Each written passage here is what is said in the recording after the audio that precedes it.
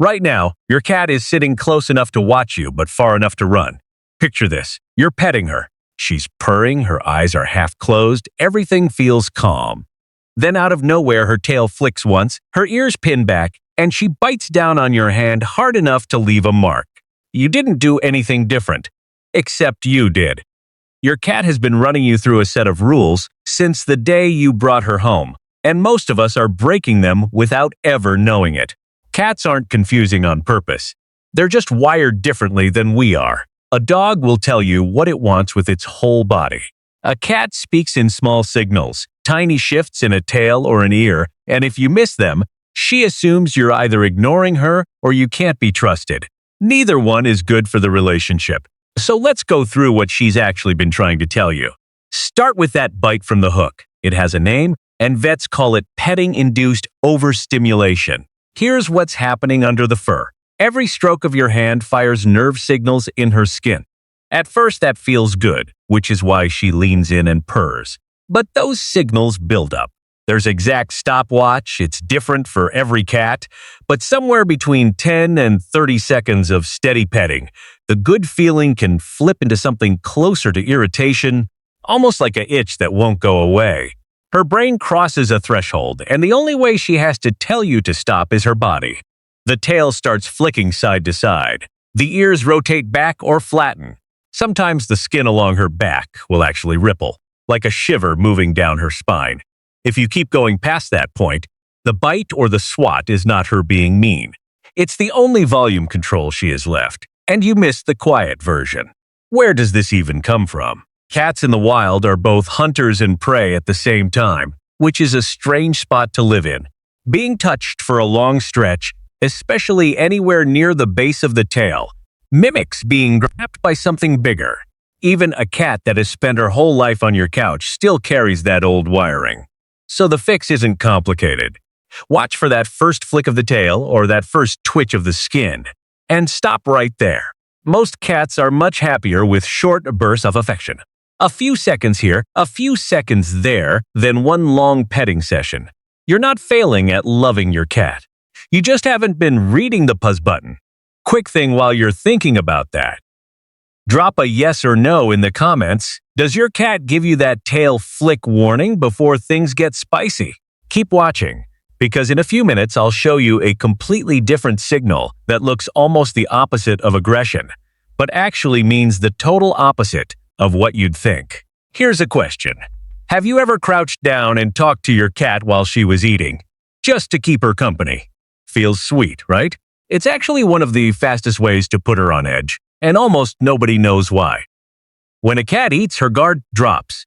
Chewing takes focus, her head is down, and for a few seconds, she genuinely cannot watch her surroundings the way she normally does. In the wild, this is the single most dangerous moment of her day. A predator, or even a rival cat, would pick exactly this window to strike. So her body treats mealtime as a low-grade emergency the entire time. If you loom over her, reach toward her bowl, or even just talk in a steady stream right above her, some part of her brain reads that as a bigger animal closing in while she's defenseless.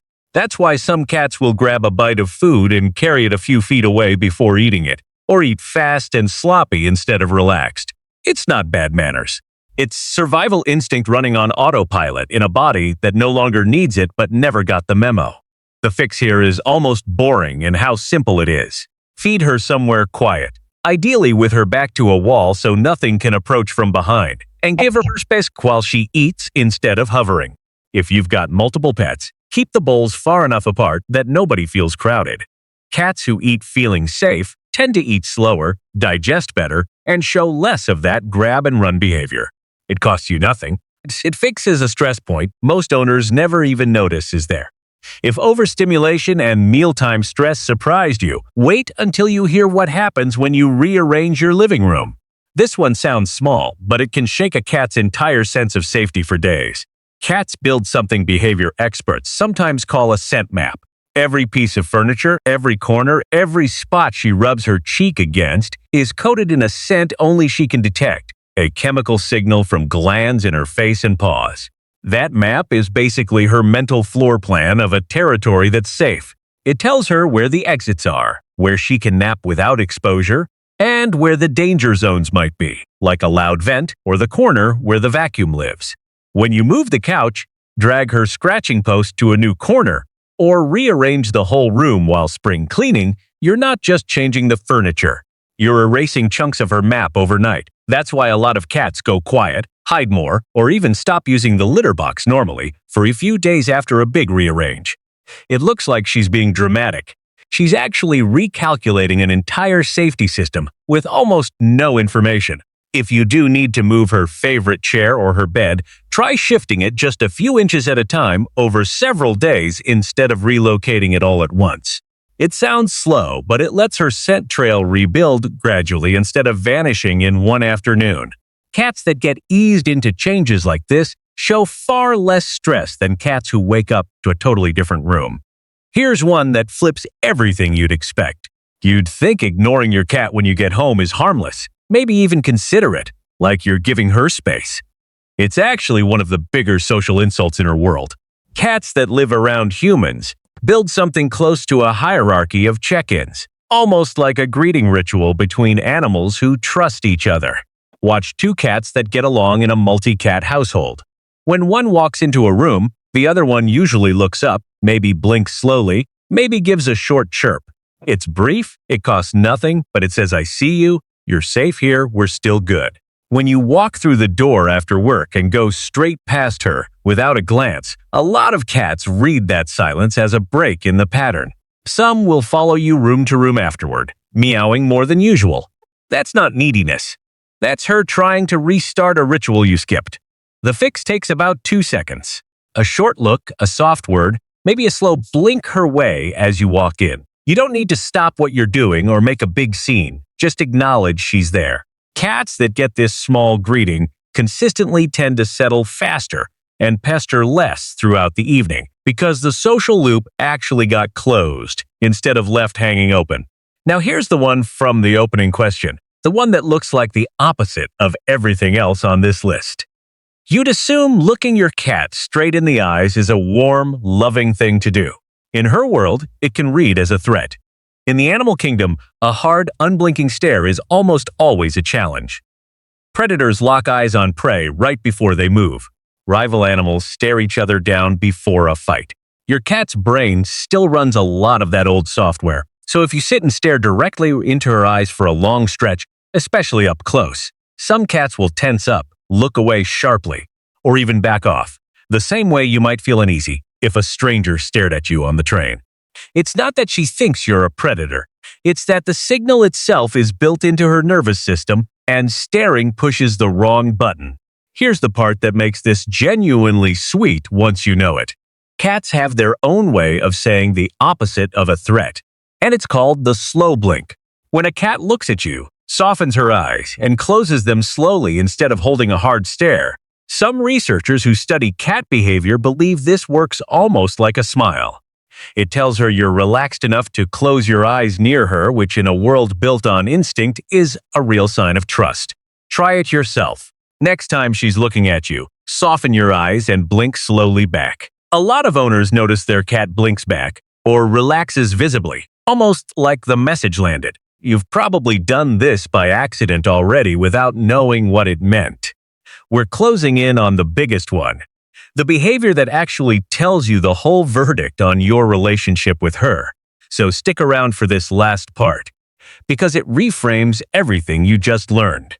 All of this, the petting limits, the space during meals, the slow furniture moves, the greeting, the eye contact, it all builds toward one final signal, and it's the one most owners already notice without realizing what it means. Where your cat chooses to sleep. Sleep is the single most vulnerable state any animal can be in. No awareness of danger, no ability to react, completely exposed. A cat's choice of sleeping spot is basically a running scorecard of how safe she feels around you and in your home. A cat that sleeps across the room facing the door is keeping an escape route open just in case. A cat that curls up somewhere elevated, like a shelf or the top of the couch, is often looking for a spot where she can see everything and be seen by nothing. An old habit from ancestors who both hunted and got hunted. But a cat that sleeps pressed against you, or worse, right on your chest where she can feel your heartbeat and your breathing change, has made the single biggest statement of trust an animal can make. She's chosen to be unconscious and defenseless directly next to the thing most capable of harming her. In her instinctual world, that's not comfort. That's a verdict. You passed. So, go back to that bite from the very beginning of this video. It wasn't your cat turning on you. It was one small signal in a much bigger language, a language built from thousands of years of instinct that never fully left her, even in your living room. Every flick of a tail, every quiet meal in the corner, every slow blink, and every night she picks your chest over the empty side of the bed, it's all part of the same conversation. You don't have to get every single one of these perfect starting today. Every day you spend paying attention is another chance to speak her language a little better than you did yesterday. Before you go, drop this in the comments. Out of everything in this video, which one caught you off guard the most? The biting, the eating, the furniture, or the eye contact? I want to see how many of us have been getting the same one wrong. And if you want more of what your cat is actually trying to tell you, one video a week won't cut it, so stick around and subscribe. Because next time we're breaking down the sounds she makes and what almost none of them actually mean what you think.